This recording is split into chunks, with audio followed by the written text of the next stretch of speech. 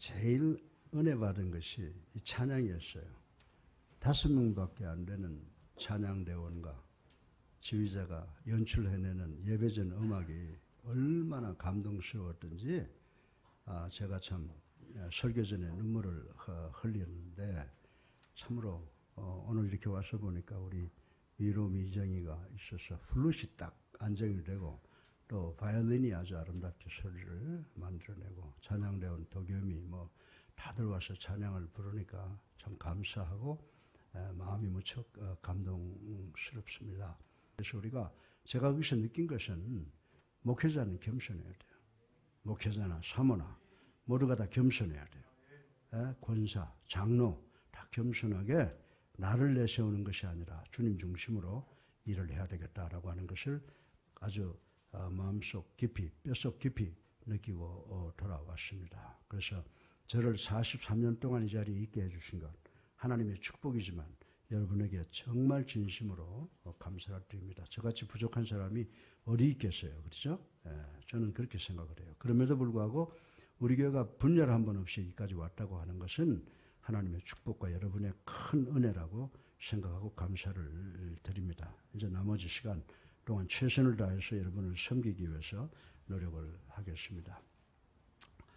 그동안 제가 성령의 존재와 사역을 말씀을 드렸는데 오늘은 성령의 열매, The Fruit of the Holy Spirit, 성령의 열매를 말씀드리고 성령에 관한 연속 설교를 맺으려고 하고 있습니다. 오늘 설교의 서론으로 19절을 보면요. 바울 선생은 육체의 일은 분명하니 라고 했습니다. 여기서 분명하다라는 말의 의미는 곧 성령을 따르지 않고 육체를 따라 사는 인간들의 패역한 행위들, 즉 지은 죄는 반드시 드러나므로 주변 사람들이 다 알 수 있다는 말씀이라고 성경은 이야기를 하고 있습니다. 이렇게 제가 분명하게 드러날 수밖에 없는 이유는 이렇게 죄가 분명하게 드러날 수밖에 없는 이유는 하나님께서 죄를 용납하시지 않기 때문이라고 하는 것입니다. 쉽게 말해서 우리가 아무리 우리의 죄를 제물로 삶으며 품질이 좋은 다양한 비누를 써서 빨지라도 우리의 죄악은 계속 존재한다는 의미라고 말씀을 드릴 수가 있는 것입니다. 사실 하나님께서는 죄를 정말로 미워하시는 분이시다라고 하는 것을 우리는 잘 알고 있습니다. 주님의 눈은 정결하셔서 악과 패역을 참아보지 못하신다고 성경은 이야기를 하고 있습니다. 그리고 마태복음 10장 26절을 보면 감추인 것이 드러나지 않을 것이 없으며 숨은 것이 알려지지 않을 것이 없느니라고 하는 말씀을 우리가 볼 수 있습니다. 그러므로 사랑하는 성도 여러분, 혹시 현재 제약된 마음을 품고 계십니까? 그렇다면 여러분의 죄를 주님 앞에 솔직히 인정하시길 바랍니다. 고백하시기를 바랍니다. 그리고 회개하시기를 바랍니다. 히브리서 12장 4절의 말씀처럼 죄와 싸우되 아직 피 흘리기까지 싸우라고 하신 이 말씀을 꼭 기억하시기를 바랍니다. 그리고 반대로 성령의 아름다운 열매를 맺기 위해서 최선을 다해서 그리스도인의 삶을 살아가시는 우리 성도님들 되시기를 주님의 이름으로 축원합니다. 오늘은 설교 본론으로 성령의 열매를 생각해 볼 텐데 성령의 열매 9가지 중 첫 번째 요구는 love, 사랑이라고 하는 것입니다. 그런데 그 사랑은 주님의 명령에 순종하는 우리의 의지로 나타난다는 것을 오늘 깊이 한번 생각해 봐야 되겠습니다. 오늘 본문 22절로 23절에는 성령의 9가지 열매가 나오는데 첫 번째 언급은 love, 사랑입니다. 헬라어로 사랑이라고 하는 말에는 4가지의 비슷한 용어와 그에 따른 의미가 있다고 하는 것 우리 잘 알고 있습니다. 다시 말해서 남녀 사이의 육체적 사랑을 뜻하는 에로스, 친구 사이의 우정을 의미하는 필리아, 가족 상호간의 사랑을 말하는 스톨게, 그리고 마지막으로 주님적인 하나님적인 사랑을 의미하는 아가페가 기록되어 있다라고 하는 것입니다. 특히 신약 성경에 와서는 아가페의 사랑만을 주도적으로 나타내는데 그것은 인간을 향한 하나님의 무조건적 그리고 끝없는 사랑을 잘 나타내기 위함이라고 생각할 수가 있습니다. 마태복음 5장 43절 8절은 모든 인간은 아가페적인 사랑을 배우고 실천하라고 교훈을 하고 있습니다. 다시 말해서 우리 성도들은 원수까지도 사랑해야 된다라고 하는 교훈을 성경은 주고 있다고 하는 것입니다. 하나님께서는 이 세상 만물을 창조하실 때 하늘과 땅을 창조하셨습니다. 그리고 그 해와 달과 별을 악인과 선인에게 고루 비치게 하시며 또 비를 의로운 자와 불의한 자에게 내리시게 하셨습니다. 이러한 창조의 모습은 그리스도인은 자기를 사랑하는 사람만 사랑해서는 안 된다는 것을 가르쳐 주고 있다는 의미를 우리는 깨달아야 된다라고 하는 것입니다. 다시 말해서 우리 그리스도인들은 전혀 사랑할 수 없는 사람에 대해서도 우리의 선한 감정을 베풀 줄 알아야 된다고 성경은 가르쳐 주고 있습니다. 그리스도인의 사랑은 우리에게 부정적인 사람들에 대한 우리의 역겨움의 감정을 정복해야 하는 정복이요, 자기 극복이요, 그리고 자기 성취라고 성경은 우리들에게 가르쳐 주고 있습니다.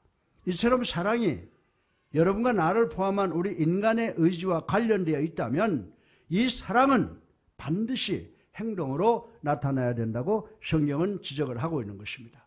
하나님께서도 당신의 사랑을 행동 가운데 우리에게 보여주셨습니다. 구약시대 이스라엘 백성들은 하나님의 위대한 사랑을 자신들의 광야 삶 가운데 분명히 체험했다고 하는 것을 우린 잘 알고 있는 것입니다. 우리 다 같이 이사야서 63장 9절을 읽어보겠습니다. 시작. 그들의 모든 환난에 동참하사 자기 앞에 사자로 하여금 그들을 구원하시며 그의 사랑과 그의 자비로 그들을 구원하시고 옛적 모든 날에 그들을 드시며 안으셨으나. 아멘. 또한 요한복음 3장 16절 상반절에서도 동일한 의미로 하나님의 사랑에 대해서 하나님이 세상을 이처럼 사랑하사 독생자를 주셨으니 라고 하셨습니다. 그리고 당신의 독생성자 예수님을 갈보리 언덕 십자가에 내주셔서 우리의 죄를 용서하시기 위해서 죽게 하셨다는 사실을 우린 잘 알고 있는 것입니다.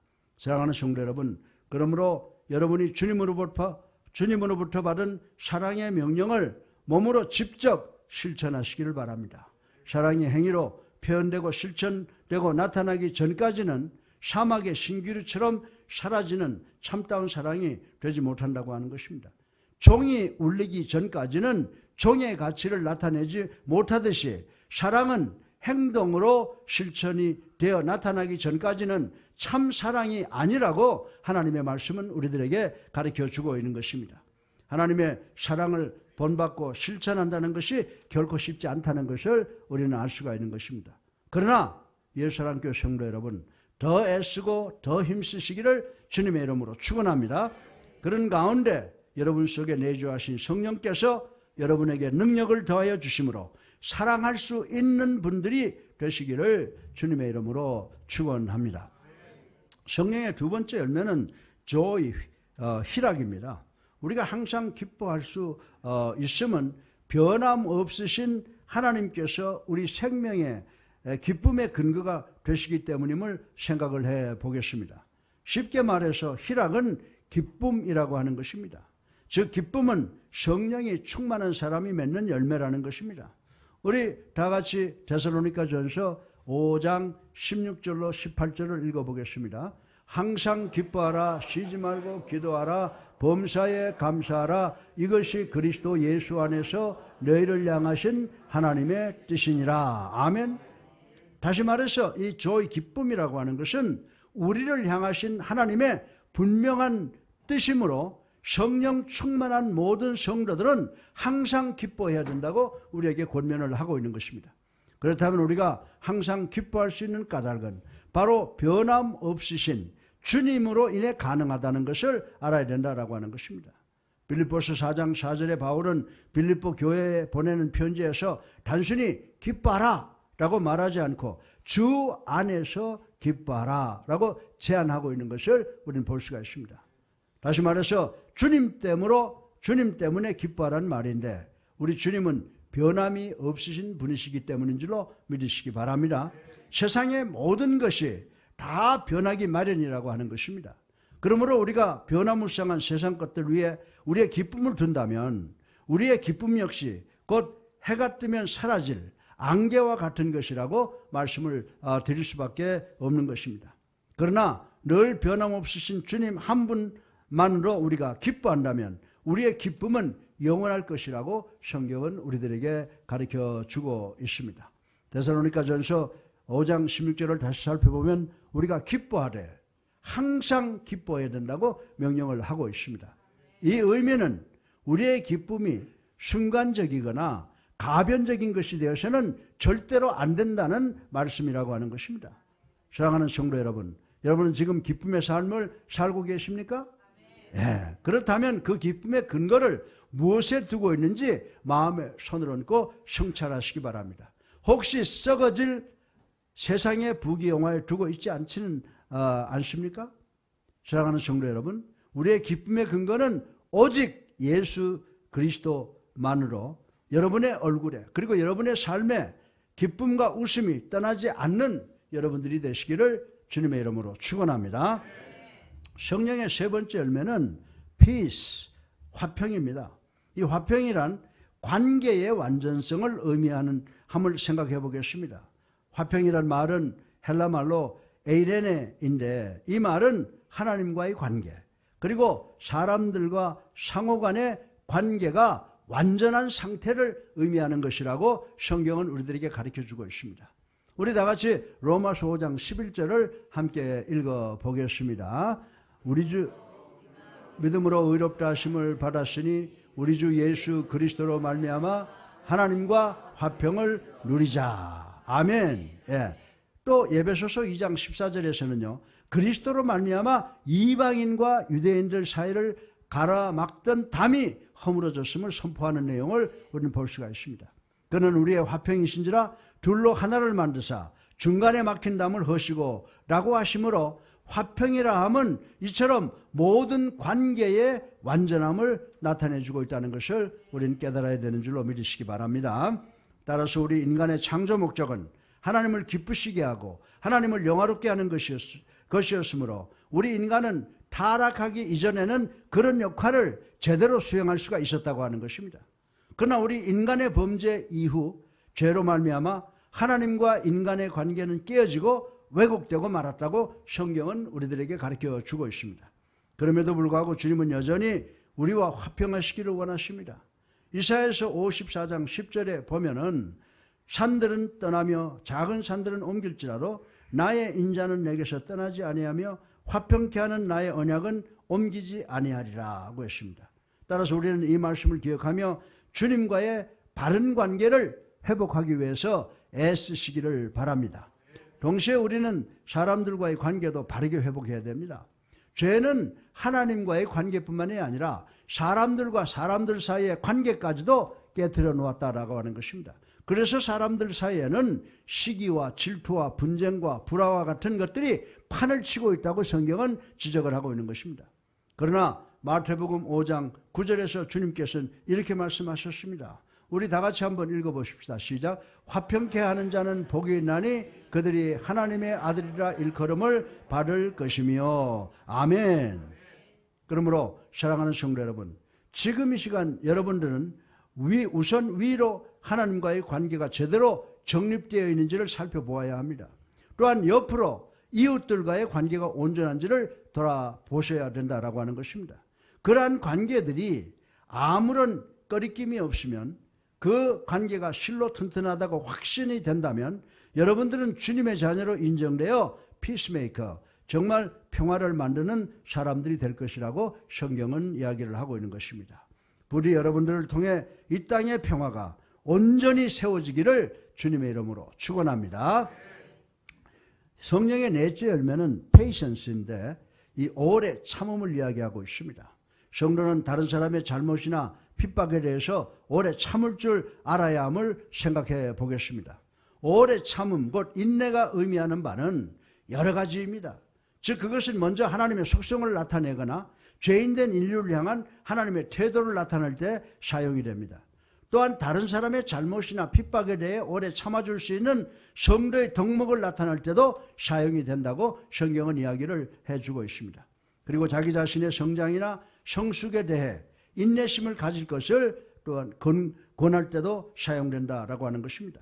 그렇다면 여기서는 다른 사람이 자신을 향해 잘못을 저지르거나 핍박을 가해 올 때 그에 대해 분을 내거나 화를 내기보다는 오래 참아줄 수 있어야 한다는 면에서 오래 참음을 살펴볼 수가 있다라고 하는 것입니다. 잠언에 보면요, 이에 대한 교훈을 여러 곳에서 설명하고 있습니다. 잠언 12장 6절에 미련한 자는 분노를 당장 나타내거니와 슬기로운 자는 수욕을 참느니라 라고 말씀했습니다. 그리고 15장 18절에 보면 분을 쉽게 내는 자는 다툼을 일으켜도 노하기를 더디하는 자는 시비를 그치게 하느니라 라고 했습니다. 자, 우리 다 같이 잠언 16장 32절을 한번 읽어보겠습니다. 시작. 노하기를 더디하는 자는 용사보다 낫고 자기의 마음을 다스리는 자는 성을 빼앗는 자보다 나으니라. 아멘. 예. 이것은 인간 사회에서 오래 참음의 덕목이 얼마나 중요한가를 깨닫게 해주는 말씀인 줄로 믿으시기 바랍니다. 사랑하는 성도 여러분, 우리 베드로를 한번 생각해 보겠습니다. 겟세마네 동산에서 예수님을 붙잡기 위해 이스라엘 병사들이 몰려올 때 그는 너무나 화가 난 나머지 대제사장의 종 말고의 길을 내리쳐서 잘라버렸습니다. 그러나 우리 예수님께서는 누가복음 22장 47절 51절에 이것까지 참으라고 하시면서 말고의 귀를 만져 낫게 하셨습니다. 이와 같이 만일 우리가 억울하게 손해를 본다고 해서 화를 벌컥 낸다면 그것은 우리가 아직 성령 충만하지 못한 증거라고 성경은 이야기를 하고 있습니다. 갈라디아서 5장 20절에 보면 성령의 열매와 대조를 이루는 육체의 일들을 말하면서 분냄이 그 중에 하나라고 지적을 하고 있습니다. 더욱이 이런 사람은 결코 하나님의 나라를 유업으로 받지 못한다라고 천명하고 있습니다. 따라서 우리는 다른 사람들과의 관계 가운데 오래 참음의 열매를 맺어야 되는 줄로 믿으시기 바랍니다. 그들이 우리를 향해 행해나 돌이킬 수 없는 실수를 하거나 혹은 우리를 까닭없이 핍박한다고 할지라도 우린 참고 인내해야 된다고 우리 주님께서 말씀을 하시고 계십니다. 그것은 우리가 인내함으로써 하나님의 약속을 유업으로 받을 수 있기 때문이라고 하는 것은 성경이 말씀하고 있는 것을 우리는 확실하게 믿어야 되는 줄로 믿으시기를 주님의 이름으로 축원합니다. 사랑하는 성도 여러분, 우리 가운데는 다른 사람의 오해로 인해 괴로워하는 심령이 있을는지도 모르겠습니다. 또는 아무런 이유 없이 중상모욕을 받고 있는 분도 없지 않는 줄로 압니다. 혹은 다른 사람의 부주의로 인해 엄청난 손해를 당하고 계신 분도 있을 것입니다. 그러나 사랑하는 성도 여러분, 인내하시길 바랍니다. 오래 참으시길 바랍니다. 인내만이 우리가 주님의 약속의 유업을 받을 자리까지 나아가게 되는 줄로 믿으시기를 주님의 이름으로 축원합니다. 성령의 다섯 번째 열매는 카이네스, 자비입니다. 하나님의 자비하심 같이 성도도 자비를 베풀어야 함을 생각해 보겠습니다. 자비를 일상적인 용어로 쉽게 풀어보면 친절이라고 하는 말입니다.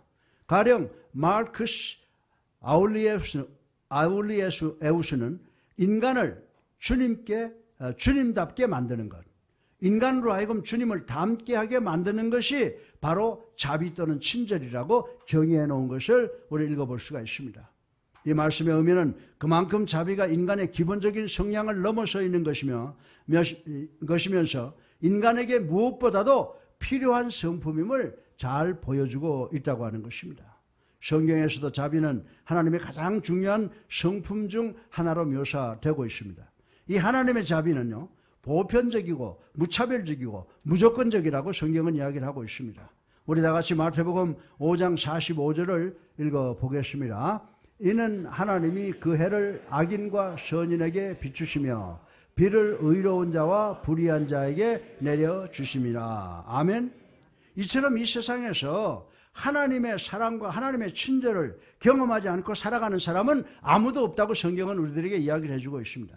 그것은 사람들이 햇빛과 비의 혜택을 누릴 자격이 있어서가 아니라 그것이 하나님께서 아무 조건 없이 아무에게나 베풀어 주시는 은혜에 의한 것이기 때문이라고 지적을 하고 있는 것입니다.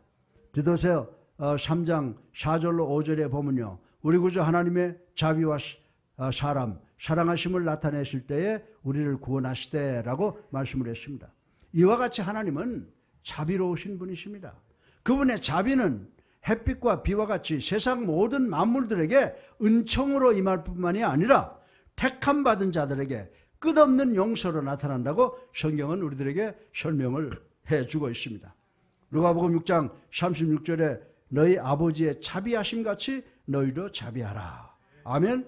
하나님께서 자비의 발광체라고 한다면 우리는 하나님이 베푸시는 자비의 반사체라고 하는 사실을 깨달아야 된다라고 하는 것입니다. 곧 하나님의 자비는 인간적 자비의 근원이 되는 것입니다. 일찍이 예수님께서는 베드로의 질문을 통해서 우리에게 자비의 삶에 대해서 가르치신 것 우리가 잘 알 줄로 믿습니다. 베드로가 주님께 물었습니다. 우리가 용서할 때 몇 번이나 용서해야 됩니까? 라고 질문할 때 그 질문에 대하여 우리 주님께서는 마태복음 18장 21절로 22절에 내가 이르노니 7번뿐만이 아니라 70번씩 7번이라도 할지니라. 아멘. 예. 또한 산상수훈에서는 마태복음 5장 38절 42절에 남이 우리에게 오른뺨을 칠 때에는 왼뺨을 돌려대며 억지로 오리를 가자고 할 때는 십리를 가지고 속옷을 달라 할 때는 소중한 겉옷까지 내어줄 수 있는 거룩한 친절을 배워야 된다고 우리에게 교훈하고 있는 말씀을 우리는 늘 읽고 있는 것입니다. 바로 이것이 바리새인들과 서기관들의 의보다 더 나은 의로서 그리스도의 제자들이 지녀할 천국 윤리라고 말씀하신 이 말씀을 우리는 반드시 기억해야 되는 줄로 믿으시기를 주님의 이름으로 축원합니다. 그러므로 사랑하는 예수 하나님께 성도 여러분, 자비를 베푸시기 바랍니다. 하나님께서 자비하시니 여러분도 자비하시기를 주님의 이름으로 축원합니다. 이런 의미에서 자비는 우리 성도들이 하나님 나라에 들어갈 천국 시민들이 입을 예복인 줄로 믿으시기를 주님의 이름으로 축원합니다. 성령의 6번째 열매는 goodness, 양선입니다. 그런데 자비와 양선은 우리는 한데 묶어서 생각할 수 있음을 생각해 볼 수가 있습니다. 이 양선은 자비와 친절을 받을 만한 가치가 없는 사람에게 베푸는 사랑의 마음이라고 말씀을 하고 있습니다. 이웃의 실수와 범죄를 정죄하기 전에 그들이 회개하고 돌이킬 가능성을 찾는 것을 의미한다라고 하는 것입니다. 이웃의 실수나 범죄에 힘으로 대응하는 것은 큰 반발이나 폭력을 일으킬 수가 있습니다. 힘은 외형적으로 사람을 굴복시킬 수는 있으나 내적으로는 굴복시킬 수가 없습니다. 그러나 자비한 대응은 이웃으로 하여금 그 죄를 깨닫고 진정으로 회개하게 합니다. 성경 특히 구약에 보면 하나님은 당신의 깊은 뜻에 순종하지 않는 이스라엘 백성들에 대해 즉각 보복하지 않으심을 볼 수가 있습니다. 마치 그들의 불신앙과 불순종을 예견이라도 하신 것처럼 그들의 배반하는 태도에 대해 자비로운 태도를 취하셨으며 그들을 벌하기보다는 용서하기를 즐거워하셨다고 하는 것을 우리는 알 수가 있는 것입니다. 누가복음 15장에 나타나는 탕자의 비유는 바로 이러한 하나님의 모습을 함축적으로 묘사해서 우리들에게 보여주는 말씀이라고 생각할 수가 있습니다. 네. 양선은 자비보다도 능동적인 의미를 가지고 있는 선한 행동을 말하는 것입니다. 사랑의 실천이라고 할 수 있습니다. 자비를 사랑하는 사람, 즉 명사적 표현이라고 한다면 양선은 사랑을 주는 사람, 즉 동사적 표현이라고 말씀을 드릴 수가 있는 것입니다. 양선은 친절과 덕행을 의미하므로 기회 있을 때 다른 사람들에게 사랑과 선을 베풀어야 한다는 것입니다. 양선은 대가를 바라지 않고 하는 선행이며 계속적으로 하는 선행이라고 하는 것입니다. 양선은 그리스도인들에게나 불신자들에게나 유익하다고 성경은 이야기를 하고 있습니다. 우리 다 같이 디도서 3장 8절을 읽어보겠습니다. 이는 하나님을 믿는 자들로 하여금 조심하여 선한 일을 힘쓰게 하려 함이라. 이것은 아름다우며 사람들에게 유익하니라. 아멘. 보십시오. 성경에도 믿음의 사람은 항상 선행하기를, 양선을 실천하기를 노력하라고 하는 이 말씀을 마음속 깊이 사기시는 우리 모두가 되시기를 주님의 이름으로 축원합니다. 성령의 7번째 열매는 faithfulness라고 합니다. 충성입니다. 충성은요, 믿을 만한 분에게 보이는 믿음직함을 생각을 해보겠습니다. 충성에 해당되는 헬라어는 피스티스라고 하는데 이는 또한 믿음을 가리키는데도 사용이 됩니다. 즉 피스티스란 믿음과 충성을 함께 뜻하는 말입니다. 바로 여기에서 우리는 충성의 의미를 찾아낼 수 있는데 그것은 바로 믿을 만한 분으로부터 보이는 믿음직함이라는 말인 것입니다. 다시 말해서 그것은 하나님께서 미쁘시고 신실하신 분이시며 그렇기 때문에 우리 성도들이 그 믿을 만한 하나님으로부터 믿음직함을 보게 된다는 것을 의미하고 있는 것입니다. 사랑하는 성도 여러분, 주님은 변함없으신 분이신 줄로 믿으시기 바랍니다. 또한 하나님은 한 번 약속하신 것은 반드시 이루고야 마시는 분입니다. 이스라엘 백성은 이런 하나님의 신실함을 체험하고 다음과 같이 고백을 합니다. 우리 다 같이 여호수아서 21장 45절 한번 읽어보겠습니다. 시작. 여호와께서 이스라엘 족속에게 말씀하신 선한 말씀이 하나도 남음이 없이 다 응하였더라. 아멘이죠. 그러나 무엇보다도 하나님은 참되신 분이시기 때문에 사람은 하나님을 신뢰할 수 있는 줄로 믿으시기 바랍니다. 이 신뢰의 위대한 본보기는 바로 아브라함이라고 말씀을 드릴 수가 있습니다.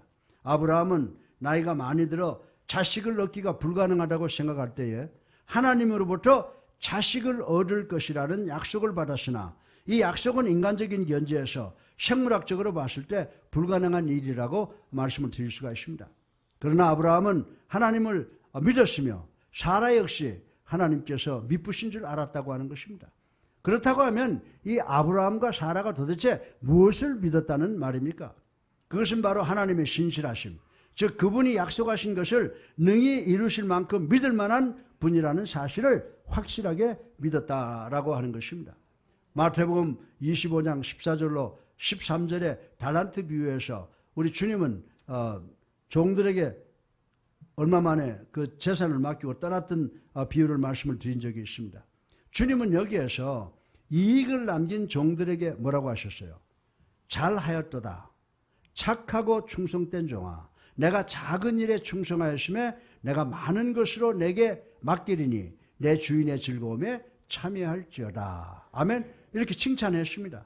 그러나 우리가 한 가지 깊이 인식해야 될 것은 뭐냐면 우리 주님께서는 주인을 위해 장사를 잘하여 이익을 남긴 종들에게 그들의 영특함이나 사업 수완을 칭찬한 것이 아니라는 사실을 우리는 깨달아야 되는 줄로 믿으시기 바랍니다. 그들의 뭘 칭찬했어요? 그들의 충성을 칭찬했다라고 하는 것입니다. 그들의 충성만을 칭찬하신 것입니다. 이는 주인에게 가장 필요한 종이란 자신의 재산을 믿고 맡길 수 있는 충성스러운 종, 그 믿음직한 종이라는 의미를 우리에게 주고 있는 줄로 믿으시기를 주님의 이름으로 축원합니다.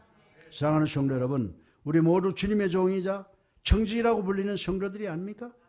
따라서 충성은 우리 성도들에게 반드시 요청되는 요소라고 하는 것을 기억하시기를 간절히 바랍니다. 하나님의 거룩한 목적을 이루기 위한 필요한 사람들은 무엇보다도 주님 보시기에 믿음직한 사람들인 줄로 믿으시기 바랍니다. 성도들은 어떠한 세파가 몰아쳐도 주님을 섬기는 그 자리에서 떠나지 아니하는 사람들이 되어야 된다라고 하는 것입니다. 그들이 서 있는 자리가 빛이 바래고 아무도 알아주지 아니하는 자리라 할지라도 듬직하게 그 자리를 지키는 사람들이 성도라고 하는 사실을 우리는 깨달아야 된다라고 하는 것입니다. 바로 이러한 자들이 주님 앞에 믿음직한 성도들입니다. 부디 사랑하는 성도 여러분 모두가 믿는 자들에게 구할 것은 충성이라는 말씀을 절대 순종함으로 주님께서 믿고 맡길 수 있는 성도들이 되시기를 주님의 이름으로 축원합니다. 성령의 8번째 열매는 gentleness, 온유입니다. 온유한 사람은 마땅히 노여해야 할 때 노여할 줄 아는 사람임을 생각을 해보겠습니다.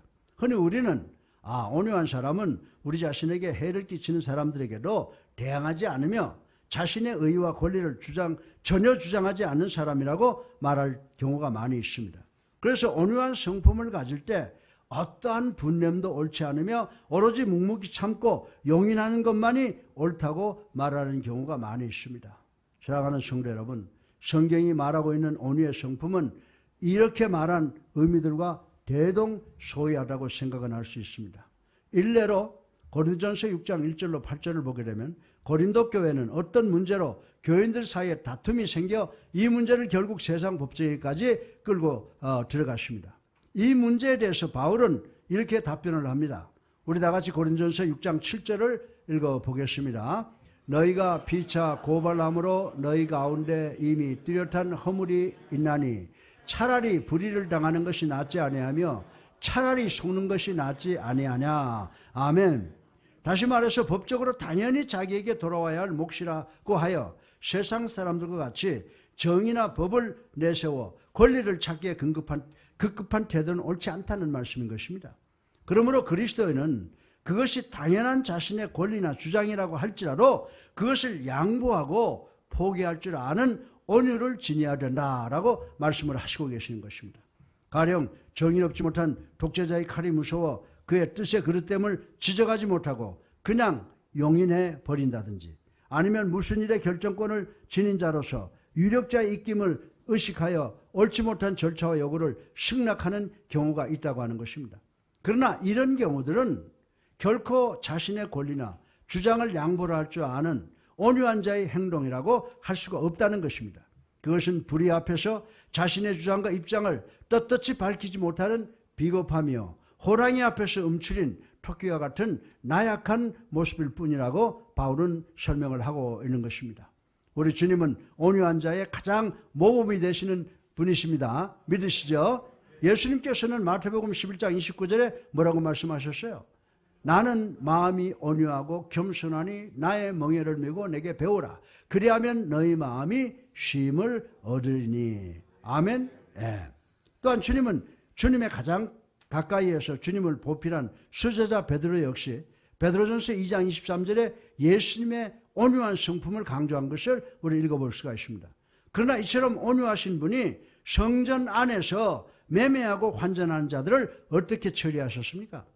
마태복음 21장 12절에 마치 사나운 맹수와 같이 그들을 꾸짖고 쫓으셨습니다. 이는 불의를 향해 의로운 분을 내는 것이 온유한 자의 기본적인 태도임을 시사하고 있다고 하는 것을 우리는 배워야 되는 줄로 믿으시기 바랍니다. 그렇습니다. 사랑하는 성도 여러분, 온유한 자는 마땅히 노여워할 때 노여워할 줄 아는 사람이라고 성경은 가르쳐주고 있습니다.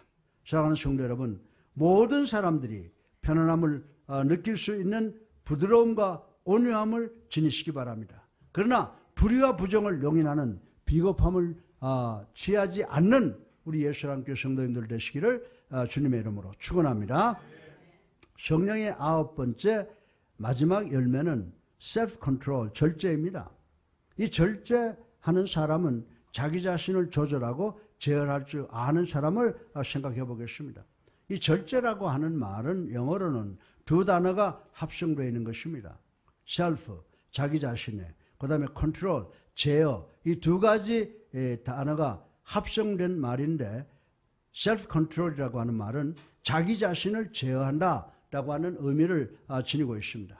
우리에게 이러한 절제의 성품이 필요한 것은 타락으로 말미암아 우리 안에 여러 가지 비뚤어진 욕망과 본능이 도사리고 있기 때문이라고 성경은 우리들에게 누누이 설명해 주고 있습니다. 그 비뚤어진 욕망과 본능은 온갖 유혹과 시험에 걸려서 넘어져서 육체의 일들을 서슴없이 행하게 된다고 하는 것입니다. 그렇기 때문에 우리는 우리 자신을 조절하고 다스릴 줄 알아야 된다고 성경은 교훈을 하고 있는 것입니다. 옛날 그리스 사람들은요, 청년들에게 늘 두 가지를 말을 권했다고 합니다. 하나는 know thyself, 내 자신을 알라는 권면이요. 또 하나는 control yourself, 내 자신을 다스리라는 권면이었다고 합니다. 그만큼 우리 몸에는 제어할 요소들이 많이 있다는 말인 것입니다. 이와 관련하여 고대 철학자 플라톤은 인간의 말과 생활을 가리켜서 검은 말과 흰 말이 끄는 수레와 같다, 이렇게 표현을 하고 있습니다. 여기서 흰 말은 이성을 의미하고 검은 말은 욕망이나 본능을 의미하는데, 플라톤은 이 인생의 수레가 넘어지지 않고 바로 달리기 위해서는 흰 말에 의지해서 나가야지, 만약 검은 말에 맡기면 그만 그 수레가 절벽 아래로 떨어져 부서지고 말 것이라고 경고를 했다라고 하는 것입니다. 이는 우리 안에 있는 비뚤어진 욕망이나 본능을 제어해야 함을 가르쳐주는 말씀이라고 생각할 수가 있습니다. 운동선수는요, 경기에서 승리하기 위해 부단히 절제를 해야 됩니다. 그들은 규칙적인 훈련과 생활을 통해서 건강한 신체를 유지하기 위해 하고 시파하는 것들을 많이 포기하는 것이 있다고 하는 것 여러분들 잘 알고 있습니다. 이처럼 세상의 썩을 멸관을 위해서라도 이렇게 각고의 절제사항을 생활을 해야 하는데 하물며 썩지 아니할 영원한 생명의 멸관을 얻게 될 우리가 절제를 하지 않았어야 되겠느냐라고 하는 것입니다. 만약 우리가 절제하기를 그만둔다면 우리는 곧 사단의 시험을 받게 될 것입니다. 우리 다 같이 고린도전서 7장 5절을 읽어보겠습니다. 이는 너희가 절제 못함으로 말미암아 사단이 너희를 시험하지 못하게 하려 함이라. 아멘. 우리가 절제를 통한 훈련으로 강인한 정신과 육체를 소유한 신앙의 경주자가 된다면 사단은 결코 우리의 싸움의 대상이 되지 못한다는 것입니다. 이러한 이유로 바울 선생은 고린도전서 9장 7절을 통해서 날마다 자기 자신의 몸을 쳐 복종시킨다고 고백하고 있다는 것을 우리는 알아야 됩니다. 그러므로 사랑하는 성도 여러분, 날마다 여러분을 쳐서 복종시키는 여러분 되시기를 주님의 이름으로 축원합니다. 여러분 자신을 조절하고 다스리시기를 바랍니다. 우리 안에 비뚤어진 욕망과 본능을 그냥 내버려 둔다면 그것은 우리로 하여금 사단의 놀이개, 장난감으로 만들어버릴 것이다 라고 하는 것입니다. 따라서 비록 절제 생활이 그리 쉽진 않을 뿐만 아니라 하루아침에 완성되는 것이 아니라 할지라도 인내와 노력으로 조그만 일부터 차근차근 훈련하셔서 여러분들 정말 사탄과 싸워서 승리하는 여러분이 되기를 주님의 이름으로 축원합니다. 결론입니다. 성도가 구할 영광은 세상의 부귀영화가 아니라 오직 그리스도 안에 있는 하늘나라의 영원한 영광뿐입니다. 우리 다 같이 26절 함께 읽어보겠습니다. 헛된 영광을 구하며 서로 노엽게 하거나 서로 투기하지 말지니라. 아멘. 여기서 헛된 영광이란 하나님의 영광이 아니라 자기 자신이 가지고 있는 모든 외적 조건에 의지하여 그것을 추구하는 세상의 영광을 의미하는 것이라고 말씀을 드릴 수가 있습니다. 바울은 헛된 영광을 구하는 자들에게 교만하지 말 것을 당부하고 있습니다. 이 말은 곧 헛된 영광을 추구하는 자들의 공통된 특성인 서로 시기하거나 질투하지 말 것을 교훈하고 있습니다. 그렇다면 성령을 쫓아 사는 성도들이 추구해야 할 영광이란 도대체 어떤 영광입니까? 그것은 바로 그리스도 안에 있는 영원한 영광인 줄로 믿으시기 바랍니다. 베드로전서 5장 10절은 하나님을 가리켜 그리스도 안에서 너희를 부르사 자기의 영원한 영광에 들어가게 하신이라고 말씀을 하고 있습니다. 여기서 말하는 인자의 영광이란 십자가의 고난과 부활의 영광을 말합니다. 예수님은 인류를 구원하시기 위해 죽임을 당하시고 그를 믿는 자들로 하여금 죄의 능력에 완전히 벗어나도록 부활의 영광을 얻으신 분이라고 말씀을 드릴 수가 있습니다. 사랑하는 성도 여러분, 그러므로 세상에 썩어질 것들의 소망을 두어 헛된 영광을 추구하는 것이 아니라 고통스럽고 힘겨울지라도 영원한 안식과 기쁨을 가져다주는 그리스도의 영광을 구하는 우리 모두가 되시기를 주님의 이름으로 축원합니다. 그러나 죄된 육체의 소욕을 따라 살 때 그 삶은 죽음만이 보장되어 있는 자기 위주의 삶인 것입니다. 따라서 자유함을 얻는 성도는 성령의 인도함을 받아야 되는 줄로 믿으시기를 주님의 이름으로 축원합니다. 그가 성령의 인도함을 받을 때 비로소 그는 자신의 자유를 오직 사랑으로 종노릇하는 곳에 사용하게 되는 것입니다. 이웃을 섬기고 헌신하는 자유, 이것은 성령이 성도들에게 허락한 풍성한 성령의 열매라고 성경은 우리들에게 가르쳐주고 있습니다. 그러므로 사랑하는 성도 여러분, 여러분 가운데 내주하신 성령을 의지하시기를 주님의 이름으로 축원합니다. 여러분은 이미 죄악된 육체와 함께 정과 욕심을 십자가에 못 박은 자들입니다. 더 이상 육체의 소욕은 여러분의 인도자가 될 수가 없는 줄로 믿으시기 바랍니다. 오직 성령님만이 여러분의 삶의 길이시며 그 길이 방향과 목표임을 인정하시어 그 음성을 듣고 그분의 음성에 기울이시고 그 길을 순종함으로 성령의 열매를 충만하게 맺으셔서 생명의 멸루관을 쟁취하시는 우리 예수님교 성도님들 되시기를 주님의 이름으로 축원합니다.